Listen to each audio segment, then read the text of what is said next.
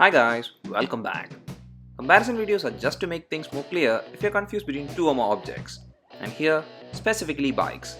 And this time, it's two 160cc bikes, which are TVS Apache RTR 164V ABS and Honda's X-Blade ABS.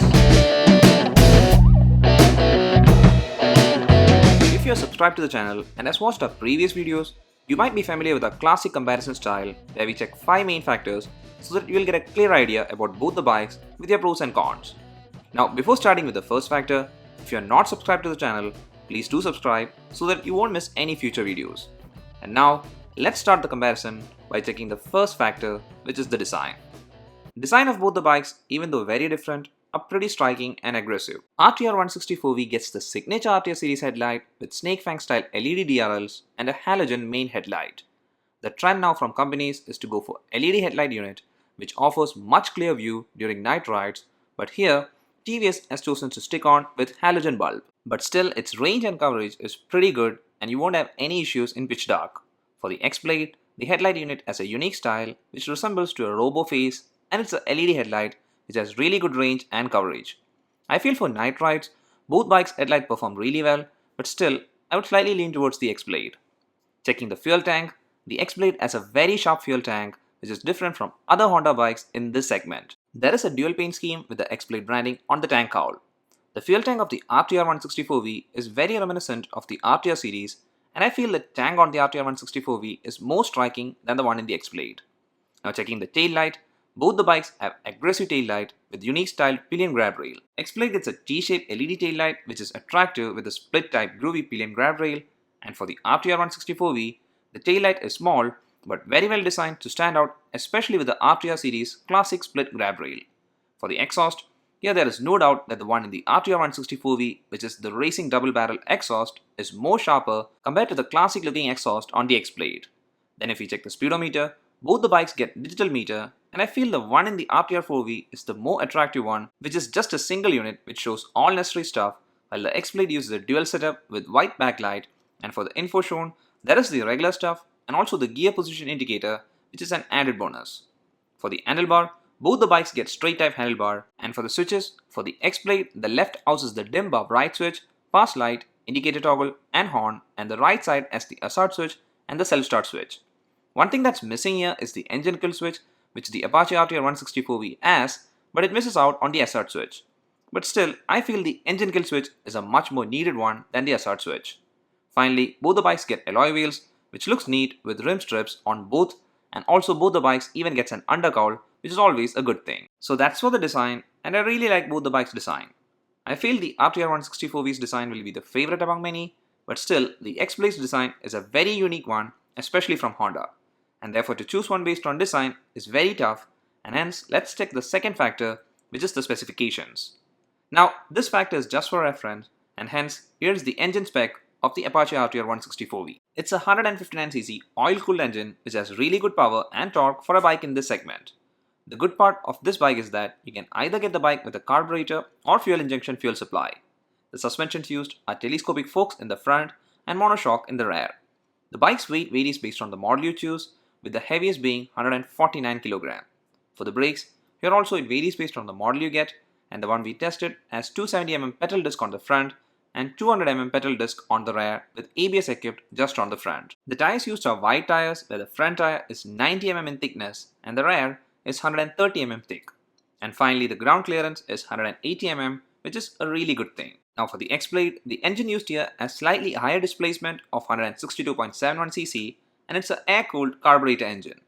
The max power and torque generated by this engine is lesser than what we get with the RTR, and the suspensions used here are telescopic on the front and monoshock on the rear.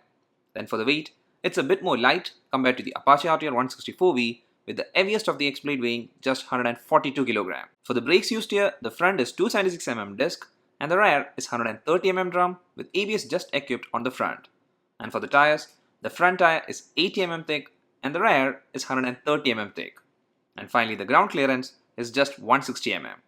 So for the specs, surely the RTR 164V looks much better compared to the X-Blade, but like I always say, this is just for reference, and what really matters is the next factor that we are going to check, which is the ride quality and comfort. We'll start with the Apache RTR 164V, and I can say one thing straight, which is the performance of this bike is undeniably the best for a bike in this segment. This bike has really good power which you can feel while taking the bike on a clear road. There is no hesitation to accelerate, and hence you can easily hit the 90 to 100 km/h mark. This bike always stays well planted on road even at high speed, and also the engine is smooth and vibration free for speeds between 0 to 100. Since this bike is a powerhouse, overtaking is never an issue, and if you really like power, then you would surely like this bike. But what's not that good here is the ride comfort. TVS did hit the mark for performance, but missed out on the comfort side. If it's a short city commute, you won't feel any discomfort, but if you go for long tour, you will experience it. I felt discomfort especially from seat after riding for 40 to 50 km in a stretch. Now the single seat used here has sufficient cushioning, but it could have been better. The discomfort I felt was from the seat, and that's a bit of letdown because the suspensions used are set soft, and it's a good suspension combo because even after I rode through really bad road condition, I didn't experience any stress or strain. For the seating posture, it's not very aggressive even though the handlebar was a bit low set, and hence controlling the bike in traffic is pretty easy. You can easily maneuver through traffic, and overall the ride control is good. Then for the brakes, with the introduction of ABS, the brakes used here, especially the model I tested, has really good response, and hence when I tried some sudden braking, I didn't experience any skid or airy lift off. Now let's move on to X-Blade, and here the engine's performance is not bad, and actually it's really more impressive than what's on the spec sheet. I felt the initial power delivery was more aggressive than what I was expecting, and here also the bike didn't hesitate a bit to hit the 100 km/h mark. I think Honda did tune the engine well so that you can feel the power even though it's laid out evenly. The 5-speed gearbox used here is not a bad one, but when you compare it with the one in the RTR 164V, I'll say the RTR's is a bit more smooth. But still, I didn't experience any issues with the test ride units of the X-Blade I tested. The X-Blade's ride control is also very good, and hence you can get through if you're stuck in traffic. But what's the most impressive part here is the ride comfort. The seats used are really wide enough with great cushioning, and it was really comfortable for both the rider and the pillion. It's a single seat, and even after I went for a 50 km ride in a stretch, I never felt any discomfort. And same is the story with the suspension. They are soft set and really good ones, hence even while riding through bad road conditions, I didn't experience any stress or strain. Now for the braking, here even though with ABS the brakes have improved from the previous version of the X-Blade, I felt that the ones used in the RTR 164V are slightly more better. But still, from this braking combo of the X-Blade, I didn't experience any issues while doing quick brakes. And for the seating posture, here also it's not an aggressive posture. It's not perfectly upright, but still it's ideal for city use as well as for long commutes. Now one more thing I have to say with both the bikes is that the seat height of both the bikes were perfect for me, with both my legs staying well planted on ground, and also I didn't experience any issues with the handlebar. So that's all for the ride quality and comfort, and here I can pick my choice, and it's the X-Blade.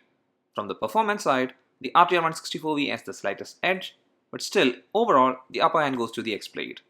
Now let's move on to the fourth factor, which is the mileage. Here both the bike's fuel tank capacity is 12 liters, but for the mileage, it's the X-Blade which did better. During a mileage test in city, the Apache RTR 164V got an approx mileage of 45 km per liter, and the X-Blade got even better mileage of approximately 53 km per liter. Now this test was in city traffic and while riding at economy speed, so for you, your mileage may vary based on road conditions and also the way you ride. The next factor is the last one, and that's the price. The RTR 164V has different versions, and hence here's the ex-showroom price list of all the variants. The version we tested was the carb ABS disc, and its present ex-showroom pricing is 92,101 Indian rupees. The X-Blade's ex-showroom pricing of the ABS variant is almost similar, and at the moment the pricing is 92,553 Indian rupees. So that's all for the comparison, and you might have an idea about both the bikes now. Here my choice is not very tough, and it's the X-Blade. Well, there are reasons for that, and they are I really like the ride quality and comfort of the X-Blade, and also for mileage, the X-Blade offers better mileage, and in terms of design, I feel the new look of the X-Blade is more refreshing than the familiar look of the RTR 164V. Well, that doesn't mean the RTR 164V is not a good bike. In fact, it's also a great offering in the 160cc segment, where for power, there is pretty much no competition, and also you get better specs with the RTR for almost the same price, and even though the design is a bit more familiar one, it's gonna attract more crowd than the design of the X-Blade. But like I said, my choice is based on my preference, and for my use, it's the X-Blade that I will pick. That's all for this video guys. Hope you liked it. If so, please do hit the like button, and also please do leave in the comment section which one is your choice. See you again in the next video. Till then, bye and ride safe.